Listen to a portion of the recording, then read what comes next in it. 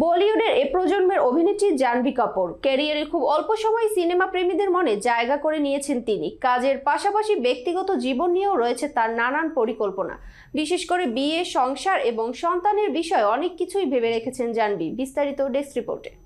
অন্যান্য তারকাদের মতো ডেস্টিনেশন ওয়েডিং কিংবা জমকালো আয়োজনে বিয়ে করার কোনো ইচ্ছা নেই অভিনেত্রী। সম্প্রতি বলিউড ট্রেন্ড অ্যানালিস্ট তথা ছবি সমালোচক কোমল নাহাতার চ্যাট শোতে হাজির হয়ে বিয়ে ও তার পরবর্তী জীবনের পরিকল্পনা নিয়ে কথা বলেছেন তিনি।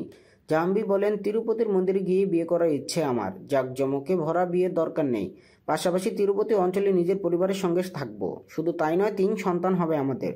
অভিনেত্রী আরও বলেন, প্রতিদিন কলাপাতায় একসঙ্গে খাবো আমরা, গোবিন্দা গোবিন্দা নাম জপ করব, কখনো বা আবার মণিরত্নমের সিনেমার গান চালিয়ে একসঙ্গে শুনবো। যখন সময় পাবো স্বামী লুঙ্গি পরে বিশ্রাম করবে, তখন তার মাথায় যত্ন করে তেল মালিশ করে দেব। নিজের বিয়েতে কাঞ্জিবরম শাড়িতে সেজে ওঠার ইচ্ছা রয়েছে বলে জানান জাহ্নবী।